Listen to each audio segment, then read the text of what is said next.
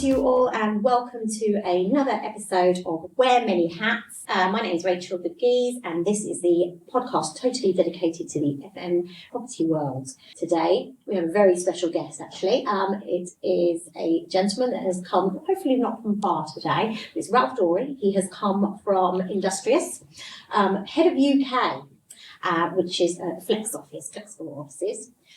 He's going to tell us about his story today and how he got here. Welcome. Thank you very much. Thanks for having me. It's really good to have you here. I am very excited to do this podcast. I've just been looking at your history. It looks like you've come far, so I'm really looking forward to hearing it. So have you come from far today?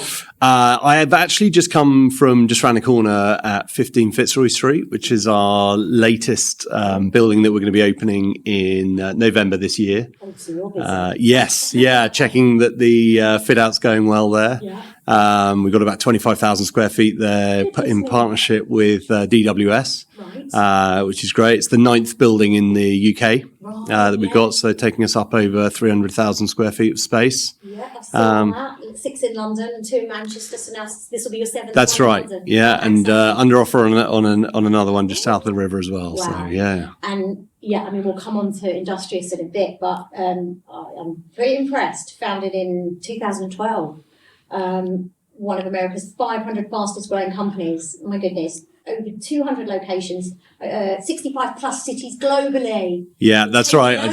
You said 65 just before we started filming, and yeah, we've just expanded in Sydney and also getting one in Melbourne. So that'll be another. Oh my goodness! Do you get to go to all these lovely places, or are you just stuck here? I've managed to visit quite a few in the US, and I've got plans to get out to Asia, and I've got some friends who live over in New Zealand and Australia, so I'm going to work out a way an excuse to get over there. How wonderful! Let me know if you need me to carry a bag for you. How exciting! So let's go back. Let's rewind a little bit. Where did it all start for you? Yeah, well, actually, mentioning Australia, it all started for me 2001, having had a year traveling around Southern Africa, Australia, Malaysia, Thailand and China. I then came back, worked on the family farm in Dorset, milking cows and driving tractors to earn enough money to come up to London. I was interviewing for a few corporate graduate schemes. A few of them going really well, got through the final interviews, signed for a flat in Wimbledon Park on the 6th of September 2001, and then September the 11th happened. Oh, no. And every single one basically turned around and said, hey, we're going to put this on hold. We're not going to take on any grads this year. I was lucky enough to get a job at a recruitment firm. I know you've got a recruitment background. Hayes. So Hayes Recruitment, yes, which we were based in Victoria at the time. Oh, Hayes very well. Yeah, Huge company. I bet. Yeah, and yeah, I was lucky enough to get offered a role there. Which my salary was just about enough to cover rent and bills. Same. So I took a job in the Woodman pub, which I think is still there actually. So I worked evenings and weekends there to sort of fund being able to go out in London And live in London. and live in London. And I spent the next sort of 6 to 9 months reaching out to a load of people who I'd been to school with. I was really, really lucky to have gone to a school that had a really good alumni. It was a school called Millfield in Somerset. Okay. And they had a really good alumni section, which I was really, really pleased for because I started contacting both people who were in my year at school, it's the easiest one, but also other people who I could see that were in London. And a good friend of mine, Emma Bowditch, was working at Gerald Eve, Yes. invited me along to come and meet some of her work colleagues, and Fergus Jagger, who is he's still in what Gerald Eve is now, and he invited me to the rugby sevens, the Surveyors sevens on that Sunday, and I went down there. It was beautiful sunshine, which obviously helps. There were men and women there watching and playing sport. having some food, having some drink, having a good time. Yeah. And I just thought, what is this industry that is you're encouraged to go out and be sociable, play sport is part of it, and can also attract thousands of people on a Sunday in Southwest London to go out. So I just basically asked Fergus, "Hey, you got to get into this," and I went and did a master's at Cass Business School, and then I was lucky enough to get on the CBRE graduate scheme in 2003, which is where where it all started, really. And so, wow. Well, you mentioned a couple of people there. I mean, is this the path that you wanted to go on in terms of sort of properties? And did you have that in mind when you started out? Obviously, I know 9/11 happened, right? Yeah. Something you wanted to do. To be honest, I was one of those people who I played a lot of sport when I was younger. And I just absolutely loved that. Always wanted to, pursue something in that world. Didn't really think about what industries I would like to go into. I looked at law. I looked at property. Property, to be honest, where I was from, you're either a land agent or you're an estate agent. Yeah. So I didn't really understand the whole commercial side of it. But then having spoken to a few people by that point, and then doing the masters really opened my eyes into surveying is such a sort of broad term, but the fact that you could do so many different things, I think I was quite confident, having seen so many like-minded people, and also seeing that it was that broad that really the chances are I could find some route within that would work. And actually, what CBRE did really well is in their graduate scheme, you got allocated a place which was often valuation or investment valuation or things like that. And then for your second year, you had to go out and network in the business and interview for jobs for your second year, your second seat. And that's actually how I got into office agency, which was back in 2004. And really lucky to join a team. I mean, when I look at people now still in that industry, a lot of which are still at CBRE, but I joined a team with Stuart Smith, Simon Tan, Ian McCarter, Richard Smart, Emma Crawford. So people who are sort of very, very well known names in the industry now, and who are sort of running teams and all the rest of it. Little did I know when I joined as the graduate, as the sort of runner, where it was all going to go. Yeah, I mean, you worked up to quite a high position there. Yeah. Tell me about that sort of as your movements through CBRE. I can see you did extremely well there. Yeah, so and that was really interesting. Taught me some really valuable things quite early on in my career. In 2005, so literally a year after I joined that team, it was Stuart Smith, Robin Wickham, and Paul Foreman said they were going to set up the tenant advisory group. Yeah. Now, every agency and even sort of niche agencies have people who just do tenant rep and people who do agency. But at the time, that was sort of groundbreaking.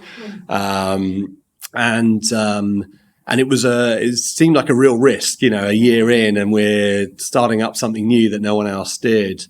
But that, it taught me a sort of few things, and actually a few things that had, I'd learned in recruitment, which was part of the reason why they had, chose me to be their runner, was sort of cold calling, ability to pick up the phone, get out there, meet people, and actually bring in business. And they were great skills that when I was doing them in dark December in Abford House in Victoria, I was thinking I'm never going to be using this, and absolutely, yeah, much better than I do. But no, that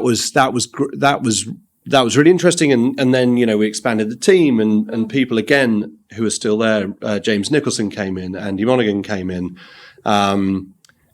So it was, it was great setting up something new, and really taught me, one, sort of resilience. We always said persistence beats resistance. We kept sort of hammering the phones, banging down the doors, getting out on the streets, getting in front of people, and really grew that business. Well, Stuart and Robin and Paul grew that business. I was along for the ride.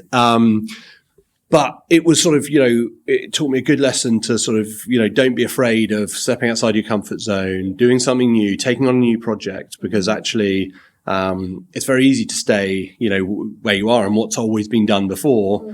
But also, I think where I was lucky was being within CBRE, and sort of there was that little bit of, that safety net of thinking, well, if it doesn't quite work out, we can go back to doing both, but it did, and it was a very successful thing. But I was really, really lucky to meet all of those people, because they're people I'm still in touch with today, who has become sort of business mentors and friends, and been to each other's weddings and things like that, and I think that's a really sort of special time in the sort of working career, where a lot of people had a lot more of those sort of social connections from the office and the workplace. Yeah, no, fabulous. I mean, I call CBRE a huge beast. It's a huge animal.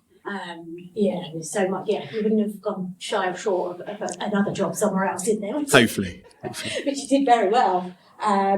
So tell me, I saw a little stint there within sort of agent broking and sales. What did you? So you went from CBRE to brokering, did you? Well, I went to I initially in 2009, so sort of post Lehman Brothers and the global financial downturn.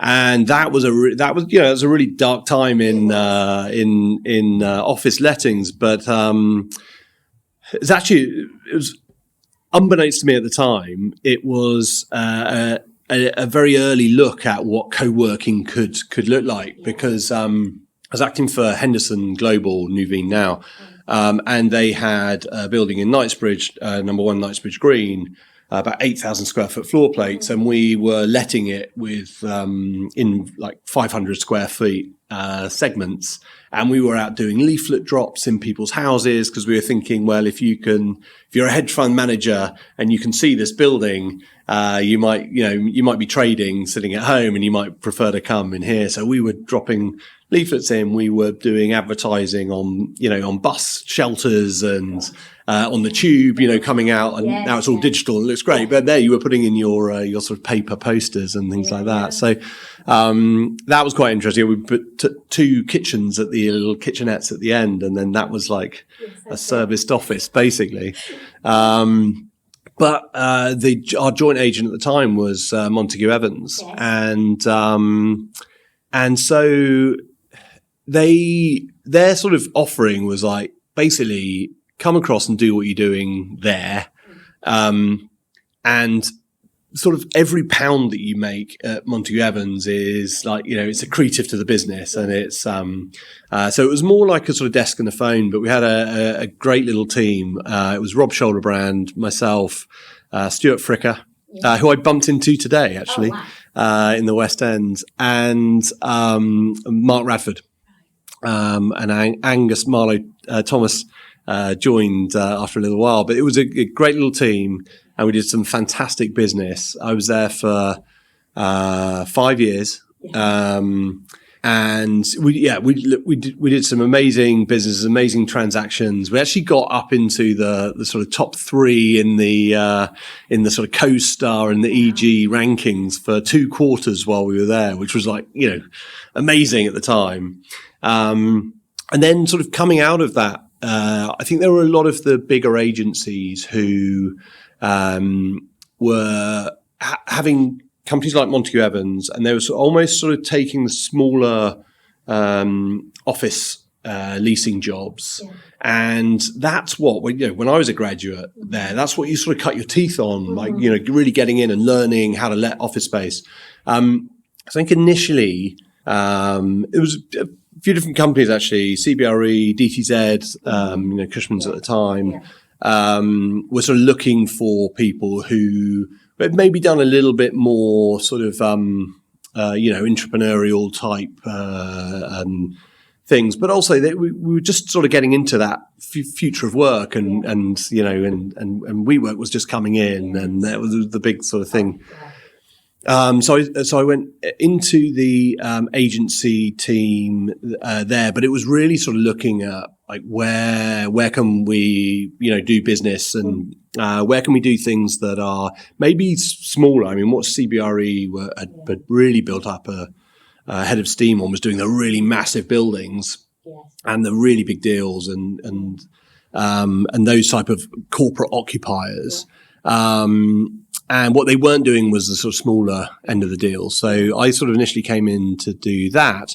But in doing that, with the flexible office, serviced office, with the sort of WeWork boom, we sort of soon saw that actually there was a business in letting desks and sort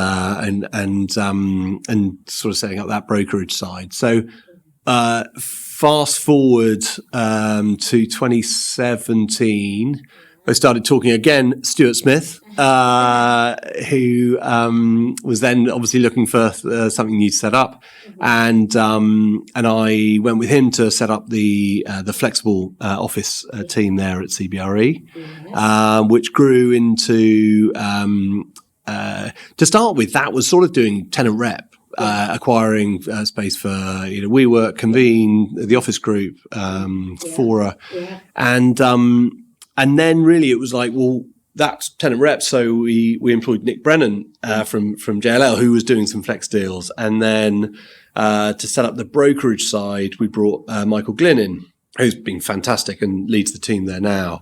And Stuart kept sort of joking that I kept doing myself out of a job. But I think what we looked at was that no one was doing the letting side and the sales side on behalf of the operator.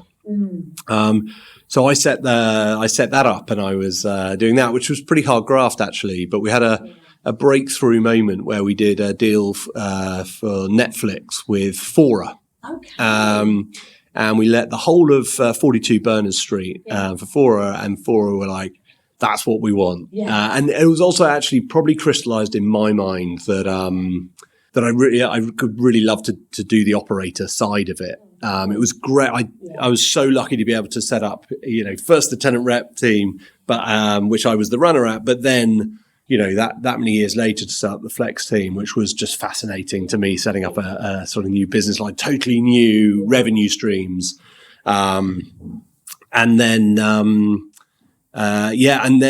Hana was born, and it was the most natural thing in the world. I met Paul Nellist, who now runs Koba, and it was a proper startup, and that was fascinating again for me to set up a real proper, sort of different business, but in the sort of flexible office side of it. So. Yeah, there was Paul Nellist, Lisa Cations, myself, James Friedenthal, Tom Beard sitting in an office, and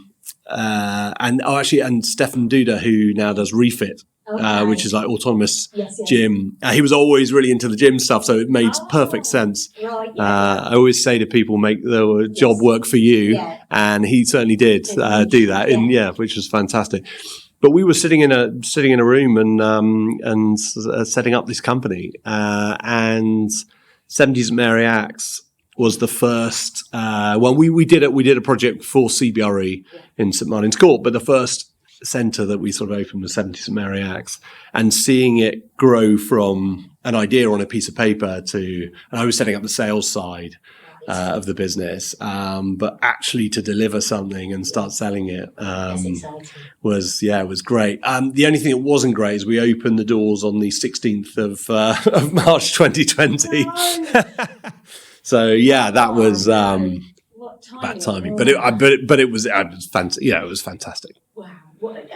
Did you have a lot of interest in that location? It's a great location. Yeah, fantastic location. I think one of the things with flex space is you have a certain amount of, when you put a building, you fit out a building and you have a certain amount of sort of indigenous, occupiers to that space. So for instance, there it's like insurance, land. So you have a lot of, even when you'd have companies coming along, it's like, oh, we're in recruitment, and you go, oh, great. And they're for the insurance industry. So you have a lot of that. But also when you're putting a new shiny, product into a space, then people love it. It's one of the things that always lands really well. So we had a lot of interest. And I was shaking a lot of hands and showing a lot of people around, which is probably why I was one of the early people who got COVID when we actually went into lockdown. But did it get you bad? Yeah, do you know what? The first bout of it was, and that was when it was proper lockdown. I luckily we had a loft room.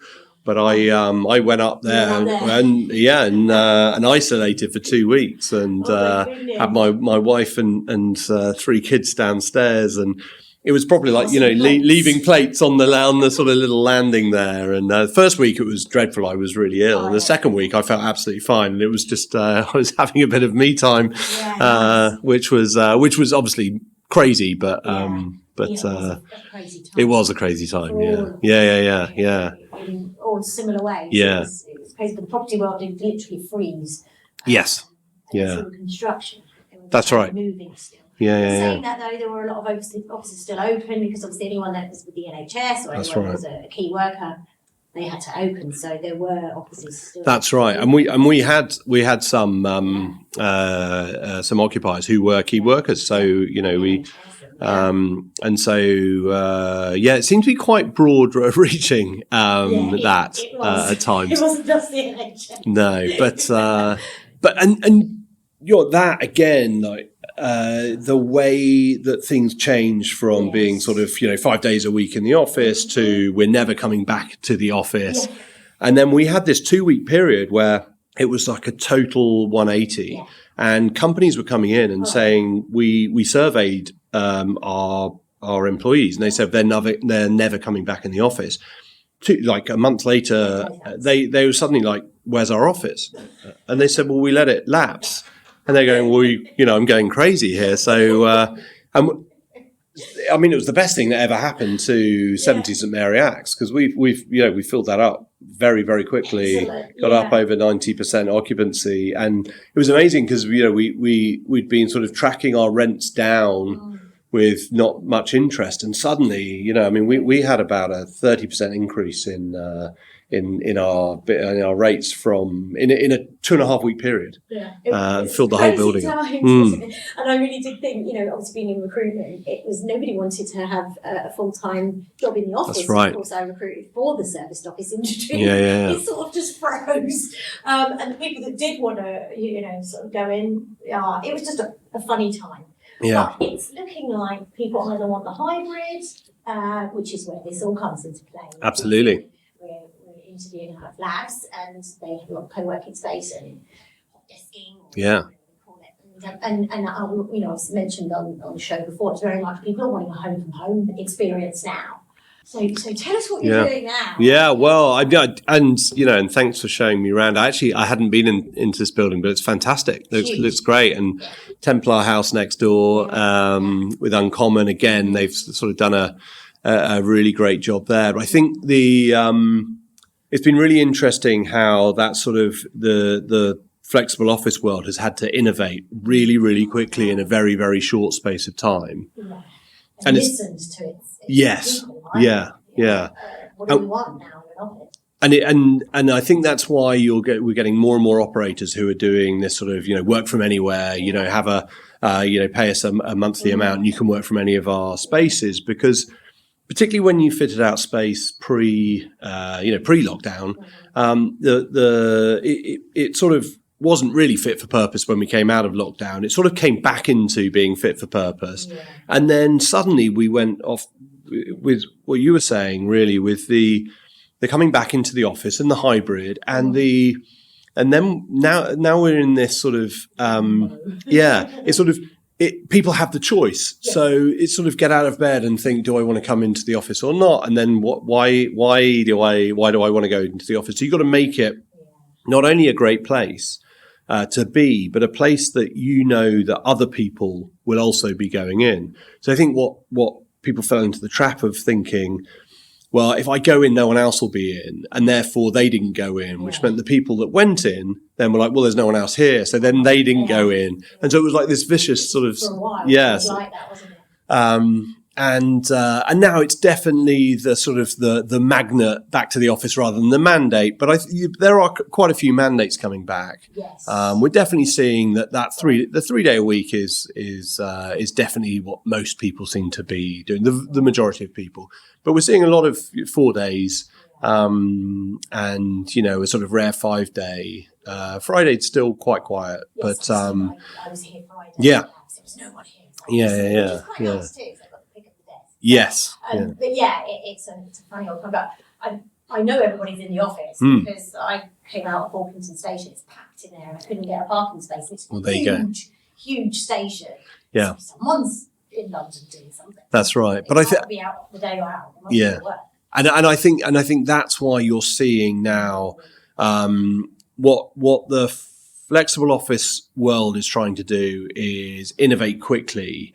But it's almost impossible. You're planning these buildings, you're doing the sort of deals, and commercial properties, not very liquid. So by the time you've done the deal, planned it, done the build contract, fitted it out, you're sort of 6 to 9 to sometimes 12 months down the line. So what you were planning for sort of 12 months ago is not sort of relevant now. Yeah. But you're seeing this huge amenity rich space. I was with Rupert Dean, who I think you had on here, and Rupert showed me round Arding and Hobbs down in Clapham Junction, and again, you're talking about speakeasies. You're talking about it being a 7 day a week building with I know they've got the gym partnership with Third Space, but roof terrace and a place that you can go and watch Wimbledon or and a bar there and that sort of amenity rich space. It's so sort of rich that you can see people going like, yeah, great, I want to go. No, I'd love to go and work in there. Exactly. All the different workspaces, and that's what you have to do. Yeah. But I think back to my point of that's why you're seeing so many memberships that are just come and work from everywhere, because those buildings that you built, 3, 4, 5, 6 years ago don't have that. So you almost need a person to be able to go, well, that's the most convenient building, but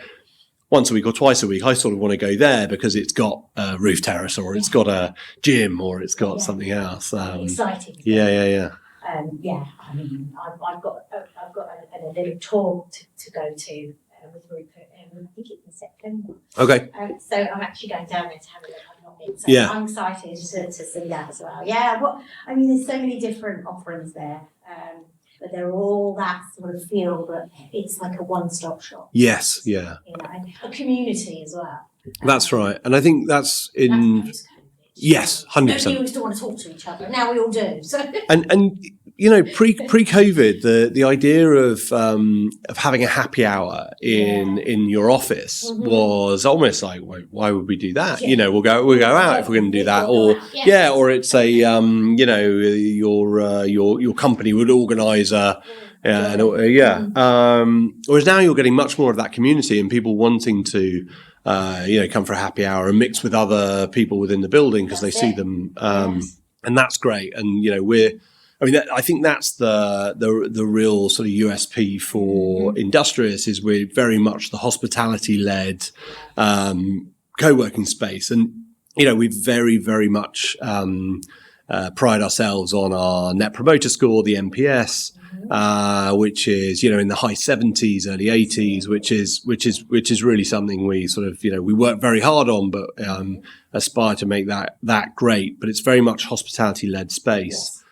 15 Fitzroy Street is going to be that sort of next level there, where we're actually working in partnership with the building management teams. Okay.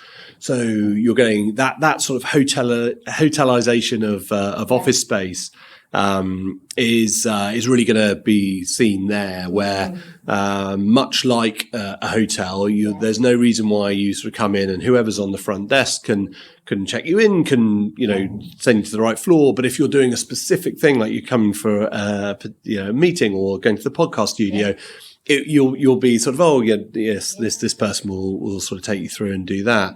But yeah, working with MAP there, the FM property management team there I sort of say, everything with anything carrying a ladder, that's them, and everything with a smile on your face, that's us. Yes. And there we're going to bring a bit more of that of the Industrious. So it's things like it's breakfast every day, so there's snacks during the day, and there's events that happen, but they'll be happening within the building. So the other tenants, the traditional tenants, or there's going to be some managed office space in there, and those other tenants can be part of the community. We do a community membership, whereby you could be on a 15-year lease on your own floor. But you can sign up your employees to be part of the Industrious side. So you'll be invited to the run club, the sort of the happy hours, and the any other events that happen there, any talks or any lectures or anything else that goes on. So it really means that companies, although they've got their traditional lease, they can actually benefit from being within a building that has Industrious within them, use the meeting rooms, and all the other amenities that are going to go in there. Name as well, Industrious. Yes. It's very exciting, and I like the logo as well. So let's talk about your day. I mean, obviously, I know you say you're opening a new centre, so I'm assuming probably most of your day is spent doing stuff around that. But this is where the wear many hats comes in, isn't it? It absolutely. When you sent me the first message, and I thought, well, that really does sum up my journey through HANA and then Industrious, because when we moved across to Industrious, a lot of the idea was, I mean, we're back in 2021, so we were just, seeing what all of that meant. And so at the time I was running the UK business, but I was doing our real estate in acquisitions, and I was doing our facilities and our operations and the sales and and I was very lucky on the sales side to have Lily Cambridge, who was actually ex-Hayes, strangely enough, and then Nikki Davis up in Manchester doing the operations, and Emily Wallage down in London, and sort of seeing that through. And actually, Stefan Duda, who I mentioned earlier, he was there as well, and we were really sort of working through all those things. But yeah, I was wearing many hats of sort of being head of operations and head of real estate and head of sales and head of all these different things that I was definitely not qualified to be head of facilities, for instance. But yeah, we were sort of working out a lot of that. But my day to day now is, it sort of varies from speaking with our landlord partners and talking to them about the sort of monthly results. We report monthly so that they can see exactly where we are, especially with the partnership agreements. We don't sign full leases. So we're in partnership with our landlords. So we sit on the same side of the table. So it's very sort of straightforward reporting structure, whereby they can see all of the costs, our OPEX, and then the rates, business rates and service charge, and then if there's any base rent in the hybrid model. And then it's literally outside of that, it's when the money comes in, it's you can see the sort of the split that's been agreed. And they can see how many pounds are coming in, and how that relates to rent. So either sometimes reporting to them, reporting to the US, and checking in, monthly with the leadership team there, talking to them about, what's going on in the business. It's great having the likes of Jamie Hidari Yeah. and Justin Stewart and Anna Squires Levine and Gentry Long, Liz Simon, all there to talk through issues, things we've got going on, because we know there's years of experience and they've thought about all these things. Yeah. So it's great having a board like that who you can bounce things off. So much. Gosh. But yeah, then coming in, you're speaking with the operations team, sort of living the what's going on the ground, and seeing what's what they're seeing, what the trends. Because I mean, that's I hear most of what's actually happening from the operations team and the sales people, and speaking to the brokers, and sort of finding out the sort of different trends and what's working and where desk rates are, and what people are looking for, but also looking at the net promoter score feedback, and seeing what people like, what people don't like, what's really resonating, and that might be different in Manchester, or it might be different in Hammersmith than it is in the City of London. So looking through all of them, and then obviously catching up with the sales and really. Do you know what? I think one thing I've really enjoyed. I mean, I've been very, very lucky to really love what I've sort of done, and particularly this the sort of co-working element of it.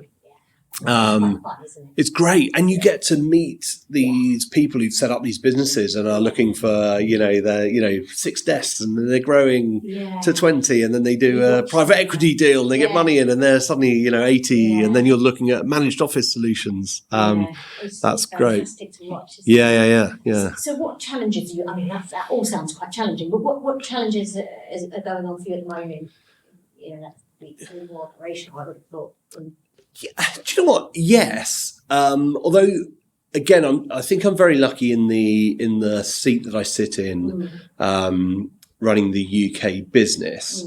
In that, I've seen a lot of things where we're setting up the business and we're opening new buildings, and you're looking at the design, everything we sort of talked about, and the amenities and things that you need to put in there. Flavoured water seems to be our latest thing. What is that? I mean, amazing. Yeah. With vitamins. Yes, absolutely. Which is again just a great thing, but that is something that is going into 15 Fitzroy, but is not currently in any of our other buildings. But it's like that is another thing that just innovates, and then that'll just be the norm. The scent air we were talking about. Scent air, yes, yeah. Is it going to have that? Absolutely, absolutely. Yeah, we have our Industrious fragrance. Yes, yeah. You've got your fragrance. Yes, coming to one of them. Yeah, definitely. Quite Please interesting do. how people you all get together and go, what is our scent? Yeah. This is us. Yeah. No. So I'm lucky because I see the sort of the trends and then the projects that come in, and then you discuss what we should be working on, and then within that, I think because I have set different things up and different revenue streams up in the past, it's quite good to be able to say, there are people in this business that are way better at, will be way better at doing this, but however, this has come in, and actually I think I'll be sort of good at that. And so right now, the 2 biggest things that we're working on is the managed office solution, and what we're calling TXM, but it's tenant experience management. And with the managed office solution, it's a little bit more design led. It's a little bit more picking up the trends of what the occupier is looking for and how that fits in with what the landlord product can offer. So of the 2 of those, we sort of looked at that and thought there are probably other people in the business that could strategize on that, and put that product together slightly better than I could. But the TXM side of things, which is way more about the experience of when people come into a building, and that sort of and that first impression, and then how does that take them through their day? It's not just the first impression; it's what's the sort of route they go. Are they cycling in? Are the showers? Is there a towel service? Prayer room, absolutely. Young, parents' rooms and multifunctional spaces. fitness, wellness, all of that. But in really sort of trying to translate that into a building and a sort of working building. And I think that's where my sort of traditional office leasing and really living that when we were trying to look at sort of innovative ways of doing things, when I just rejoined CBRE in 2014, I actually was working on a one project that was called the £0 service charge. And the idea was if you had enough amenity in the space in your building, and you got the companies in that building to use it all and pay for all of those spaces, it would actually you'd turn a profit, and therefore you could start reducing the service charge accordingly with the amount of revenue that you got in there.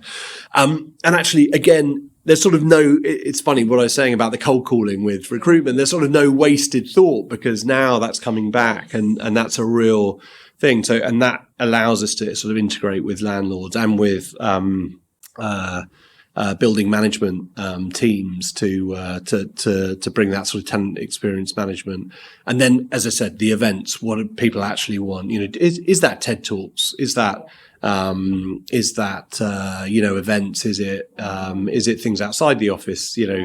And that's where you again tie it all together to be like, we've actually got some event space. If you're looking for an offsite, we've got some space down in Hammersmith, and we could run your event, and then we've got a lovely roof terrace, and then we could do your sort of a drinks do up there or something. Yes. So you talk about sort of innovation and mentioning some tech in there as well. I think where do you think the industry is heading? What sort of excites you about? I mean, because you've got your building opening, so you're openings, so you've always got to be ahead of the game anyway. Yeah. So what's exciting you about the buildings that you're working on at the moment? Yeah, I think what's really exciting and what's the big opportunity right now is the way I look at it. I've been talking about this for a little while now, but the way I look at the sort of office stack within a building, it's really just letting office space, whether it's a traditional 10 or 15 year lease with a company that come in and they do their own fit out, whether it's a fitted product, or whether it's fitted and managed, and then, or whether it's serviced. Really, it's just letting office space, and it's creating as much value for the landlord, and it might sit in a fund where, some of that, it can flex up and down a bit more. So I think where the office sector is going is actually a convergence of the flex and the traditional space. And I think it's really important that does happen, because if you're the consumer at the moment, you might turn up and in that hypothetical building, you might turn up and speak to a traditional leasing agent who's talking to you about a £50 a square foot, for a 10-year lease. Then you might get passed over to the managed office agent who talks you through, £150 a square foot, and it's, it's fitted out, and you can get this and you can get that. And then you might then get passed over to the flexible office broker who's talking to you about, £220 a square foot, or actually more like, £1,000 a desk. Yes. And you probably walk out of that building going, I have no idea what I'm trying to do. And you've created so much friction. Yeah. And I think what excites me is that converging so that the occupier can more like go in and say, no, we don't really want to fit out a space. We only know what space we need for, say, 3 years. We'd like our own floor. I don't want to get a cleaning contract. I don't want to organise my security, my Wi-Fi, I don't want to register with the council for business rates. I don't want to go to an annual service charge meeting. I just want to pay a monthly amount. And then you go, okay, that sounds more like a managed thing. You can tick these boxes and it'll spit out the £150 a square foot. And I sign for 3 years, and if I sign for 4 years, it's slightly less. And if I sign for 2 years, there's a bit of a premium. And I, or it could be that, hey, I'm looking for 10 desks, and you go in, you go, well, this looks right for you, and this is where the kitchenette, and there's the meeting rooms, and they're all sort of sat there and whatever. That's what I like. And that's what I think excites me about it, is that I've worked in, from the agency side and the brokerage and the consultancy to the operator.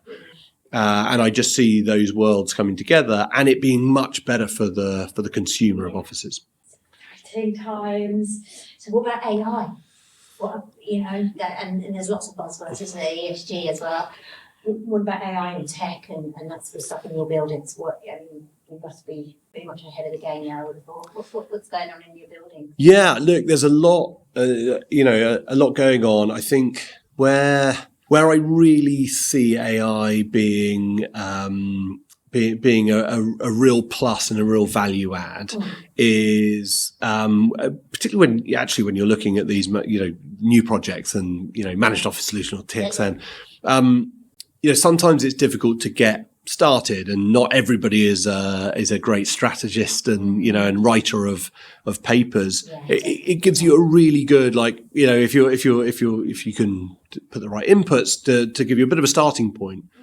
Where I think I've seen it not be well used is when that's then copy and paste and go, and you don't put the human side and your actual thought and your knowledge about, I work in this building, I work for this company, I know what the soul is, about Industrious, and I need to put that into this strategy. Yes. I think where it can really, really help is things like collating NPS. Yes. Putting them into categories, seeing trends, seeing different things over time. And then you could do things more like, seasonal or sort of month by month, year on year. Do you get more things in the first quarter about wellness and fitness? Probably, it's an obvious thing. But, what do you then get in Q2, Q3, Q4, and where are the trends? So you can get ahead of the game on those. But and also who's not coming back to you, who's not, who you're not getting feedback from, and how could you do that sort of thing. On the sales side, I think a lot of people are now used to chatting with chatbots, and actually sometimes it's good when you recognize you are, because you don't have to go through I'm going to type in loads of information, and you can just be relatively blunt. That's it. Say please and thank you. Apparently, yes, I agree. Yeah. So actually, sometimes that can be really good and sort of really quick, and that's where I think what we need to get right, and I think we're doing a bit of testing on these types of things, is where should the handover be? Because actually, one of my theories on it is that AI will drive more face-to-face sales, and the reason why I think that is because there comes a point where you want to just speak to somebody, but also if I read a book, Never Split the Difference by Chris Voss, who's an FBI hostage negotiator. Oh, wow. And what I don't want is to feel like I'm negotiating against Chris Voss, AI version of Chris Voss, who will make me agree to all these different things. Well, at some point, I actually want to just go, can I just speak to you? Even if it's an estate agent or a broker or a lawyer or whatever. I want somebody to actually be telling me that face to face, and then I can interaction. Yeah, which I think is kind of a lot of the guests on the show are saying that we still need that human element. Yeah, and also I don't think we can trust it 100%. I think, like you say, we have to have quite a bit of control over this, especially what we input. And you've also got to, what you've got to put in, you've got to get out. Yeah. So you've got to put the right information in to get the right information out. That's right. And it's an aggregator of all of the information, and putting that together. And actually, it is amazing. But actually, we don't necessarily want the aggregation of the whole of the internet and people's thoughts, sometimes and that's why, niche businesses are so great. And, it's probably slightly off topic, but it's that sort of reason why you go to the same place to get your haircut, or the same place to your local bar or your favorite restaurant. And it's that human interaction. It's that they know you walk in and they know you want an oat milk latte, or they know how you want your haircut, exactly how it is, or your colouring, and they know where you went on holiday. And it's that human interaction and that sort of familiarity. And it's the sort of cheers, you want to go where everyone knows your name. And that's that human side of things. And I think, yes. And so AI can tell us where I think it's great is all those things I said before, but also how often does this meeting room get used, and how many people is the average that come in and use it? And so that'll be the tech side of things. Are you doing the sort of footfall sensors and that sort of stuff? Have you got all that sort of technology in your buildings where you know what's being used more and the footfall? And I think that's all. Yeah, so some, some we are. I think we're trialing a lot of those different things, and I love tech, but it's got to work, and Wi-Fi now is just table stakes. But if that didn't work, and if your air conditioning doesn't work, particularly with some of the weather we've had recently, it's almost doesn't matter if you're telling a company that they've got a 20-person office, but their average usage is only 8, and they're going, yeah, but the aircon's not working and it's boiling, so no one came in, or it doesn't matter. The Wi-Fi didn't work, so it's all of that technology and all of those trends and those things that you're trying to be innovative and you're trying to help with tech. It sort of goes out the window if the sort of simple things aren't. And again, it takes people to fix all that stuff. So, yes, yeah. Let's go and look back at some of your moments and projects that you're still proud of. I mean, you've still got plenty to come up with, but what's the one that springs to mind? I think, do you know what? I think probably two separate. One like definitely work, and one within work, but sort of two things that I'm really proud of.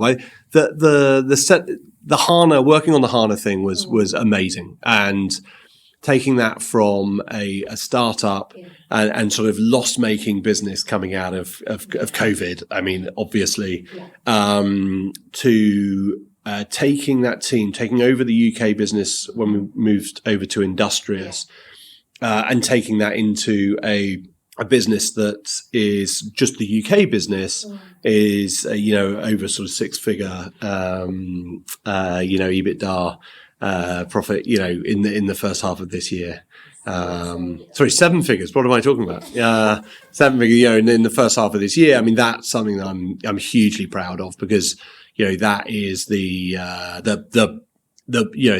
big sort of, that's what everyone's trying to get to, right? And that's a tough thing it's been very tough for a lot of businesses in the co-working industry to do that. So I'm hugely proud of sort of leading the UK business into that.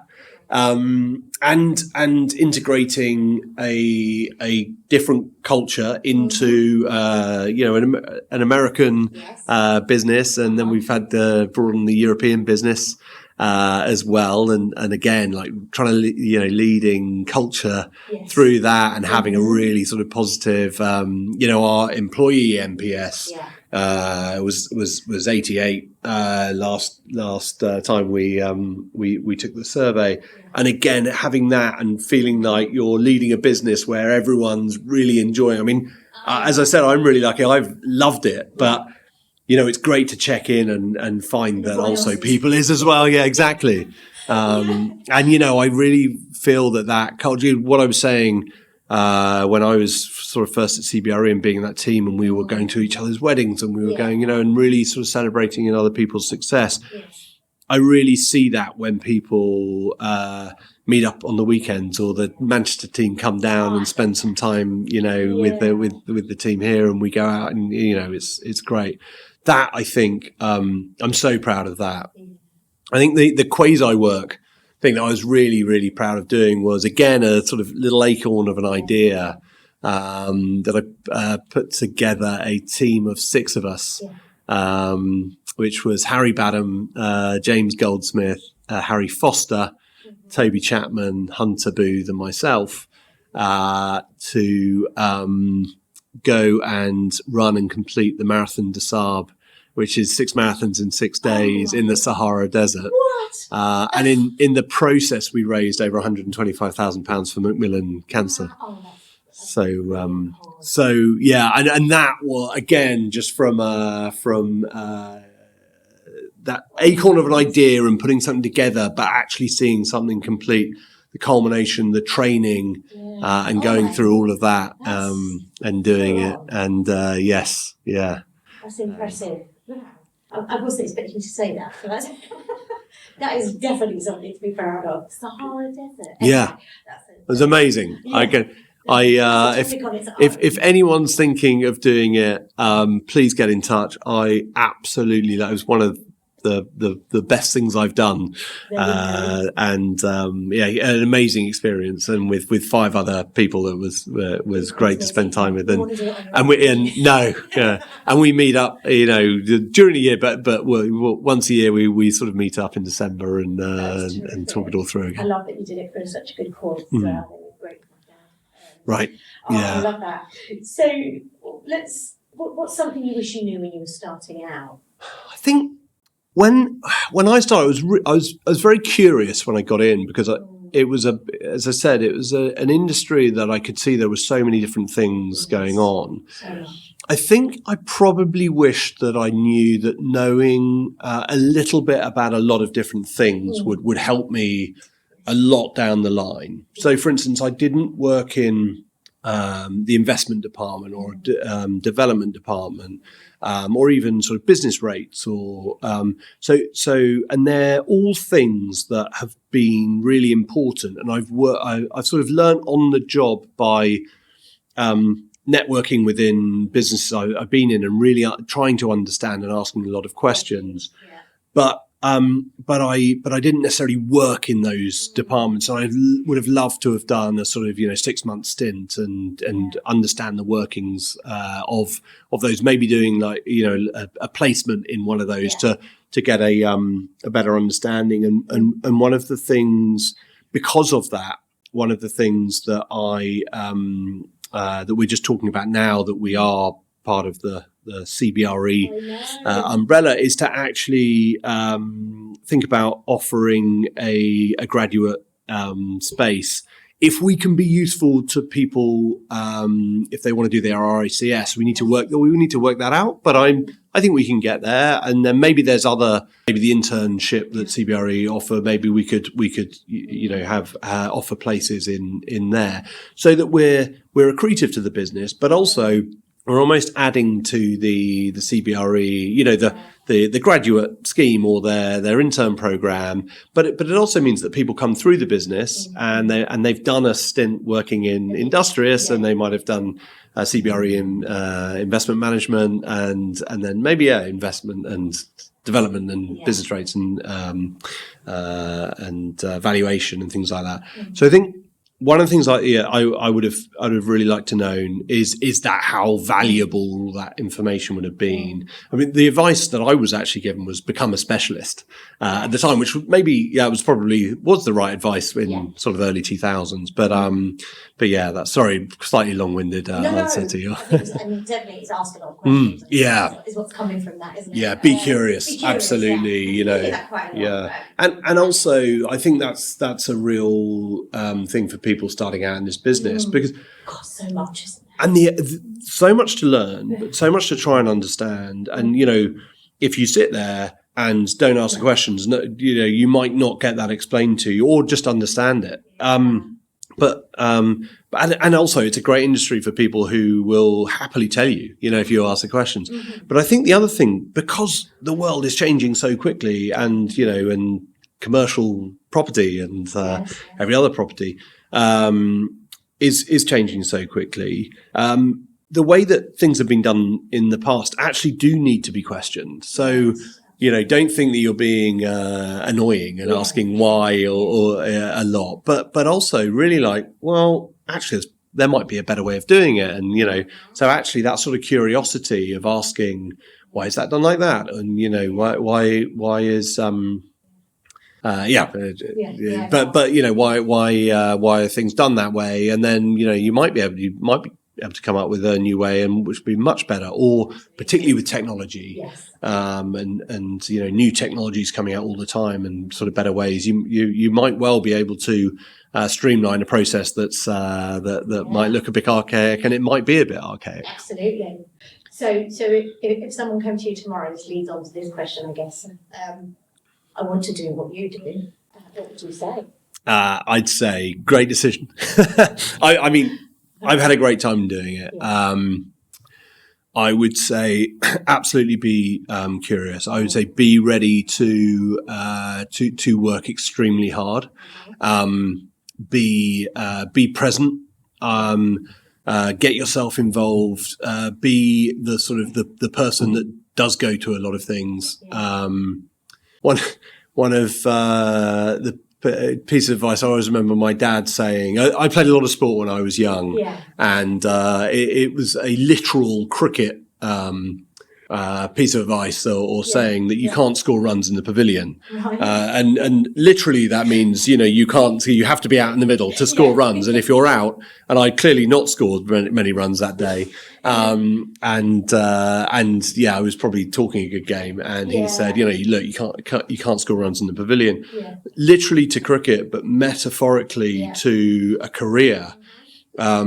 And I think it was really relevant when I was doing it. And if there's a networking event, if there's a young people in property, or there's a school, alumni, or now you've got Juicy, and you've got all these networking events that are Flexa, who do both do a fantastic job.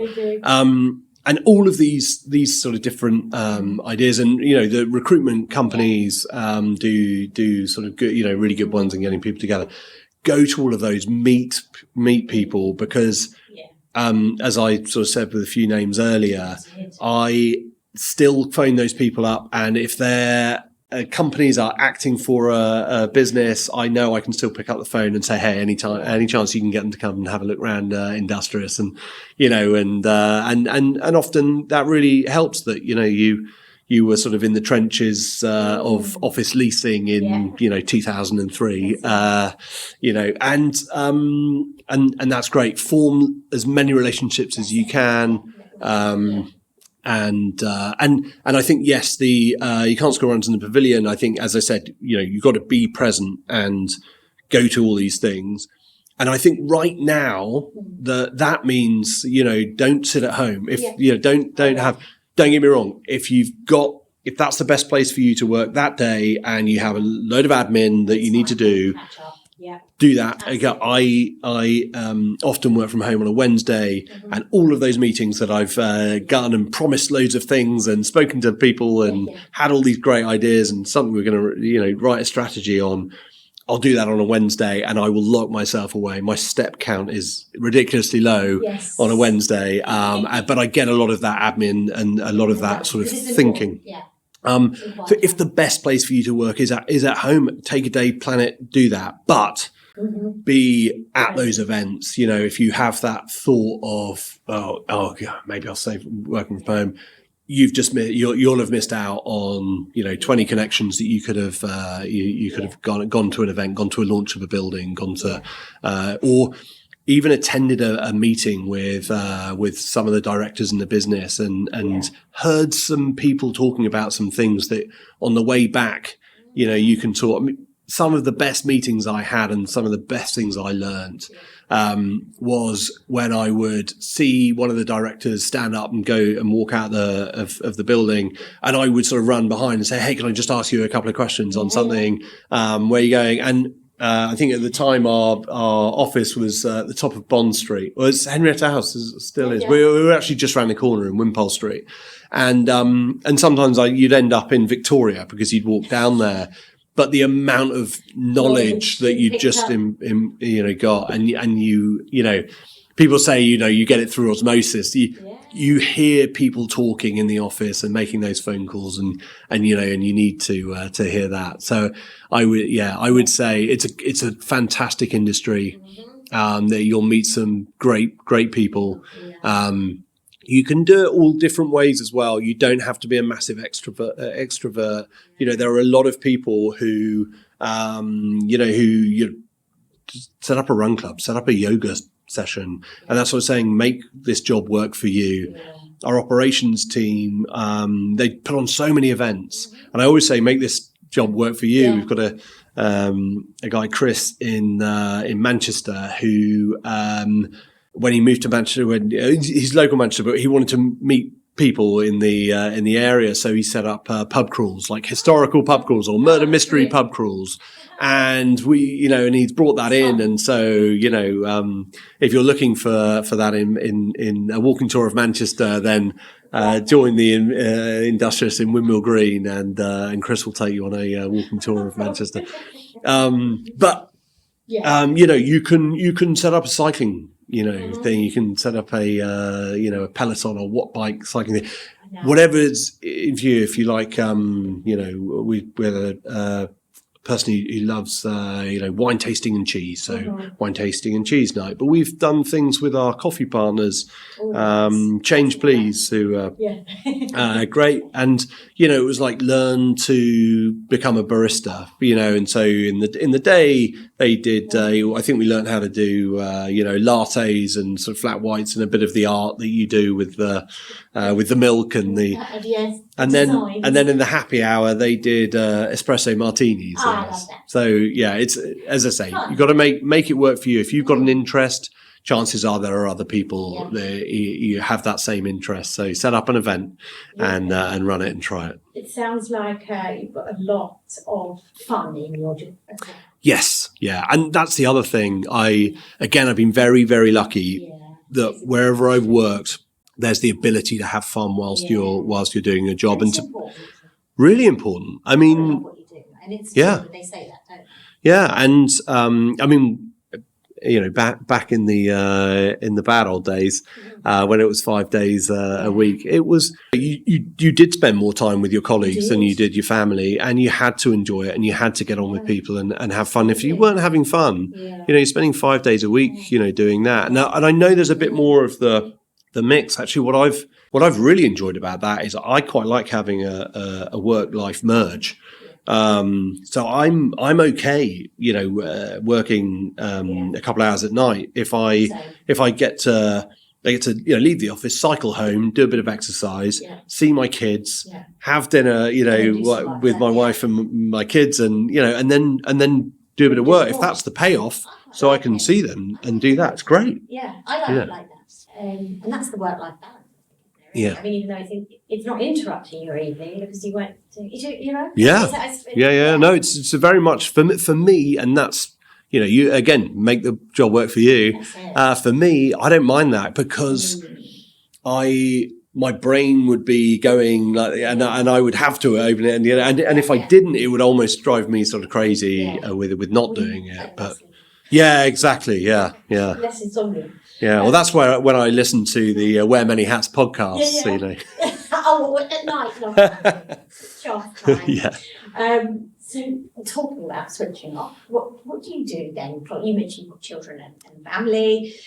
So what do you do? You love your sport. So are you still doing all of that outside of work? Yeah, I play. Yeah, we're lucky. I live in Woodford Green, and there's the Woodford Wells. It's like cricket and racket sports club.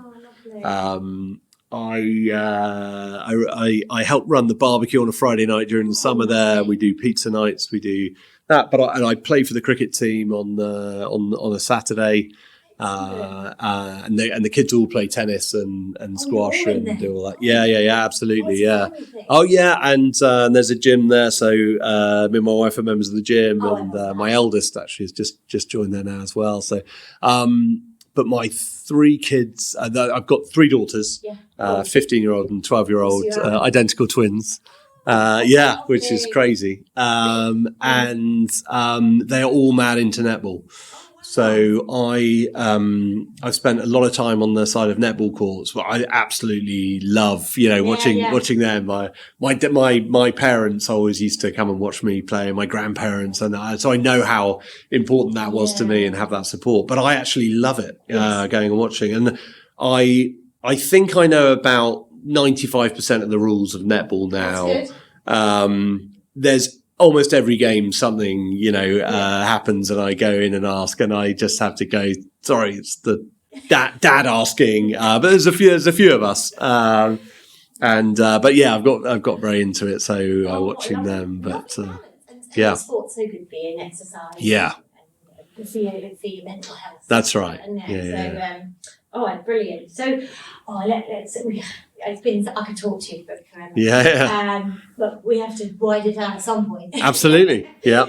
What the last question is, what's the best piece of advice you've ever been given? You have mentioned a few. You mentioned your dad's one. Yeah. What's the best bit of advice that you can pass on to our listeners? It's interesting. Yeah, my dad's he can't score, runs in the pavilion. My wife's advice, which is you can't do everything, which was often, probably that, wanting to be at everything and, go to everything, but also actually, really good advice on when I got into management of knowing when to delegate. Yeah. Yes. And that thing that I was mentioning, where there are some people, there are other people that would be better at doing certain things, and so let them do it. And actually, that's how they grow as well. And you can learn a lot by watching other people grow and do things in different ways that you'd never even thought of, and sort of collaborating. So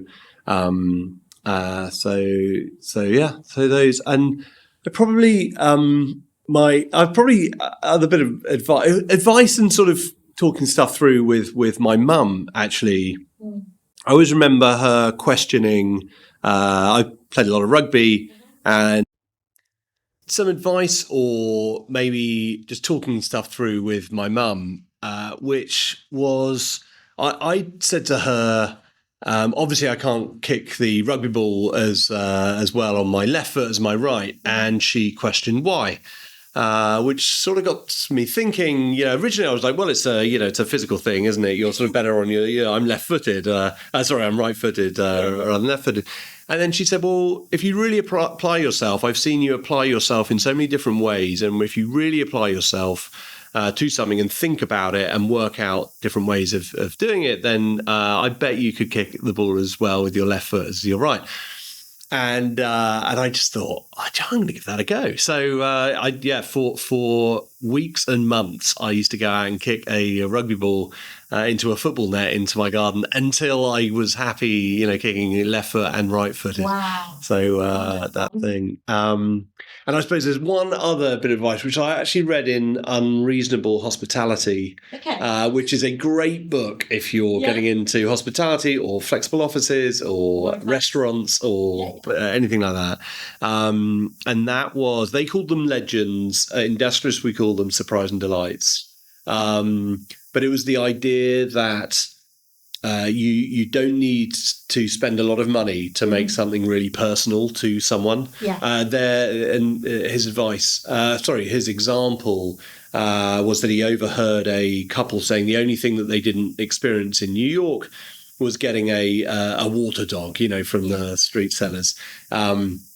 And he rushed out into the street, got a water dog, went into his Michelin-starred kitchen and asked them to cut it up and make it into as good a Michelin-starred water dog as they could get. And so for $3, he then went and put that in front of the couple, and it absolutely made their their trip, and they read about it on TripAdvisor. And those are all the types of things that not only make people's day in the hospitality world for customers, but also make people be seen. And also think, I love going to Industrious. They know who I am. They know that I love my my dairy milk. I have to say dairy milk because I grew up on a dairy farm, so I'm contractually obliged to drink milk, cow's milk. But that you're seen and you're known, and I think that's so important in today's world in general, but definitely in flexible offices. Lots of snippets and bits of information to take from today's podcast. That was fantastic. Thank you so much for coming along. You mentioned that people can reach out to you and ask you lots of questions, and they will. I'm sure they will do if they have any questions. And on LinkedIn, that's please do. Please reach out. I'm anyone who's ever worked with me will tell you I'm very approachable. I'm happy to spend time talking things through, and I love meeting people in the industry. So please do. It's your first podcast. So it is. I love that I'm the first person to interview. It's been an absolute pleasure having you on today. So that's the end of today's show, I'm afraid. Well, thank you very much for having me. Thank you, Ralph. So that's it for today. So if you could be so kind as to like, share and forward on to friends and family that are getting into the FM world, or the property world, or are wanting to advance in their career, then please do share this with them. And we shall see you next time when we have our next spectacular guest on. And that's it for today on Wear Many Hats.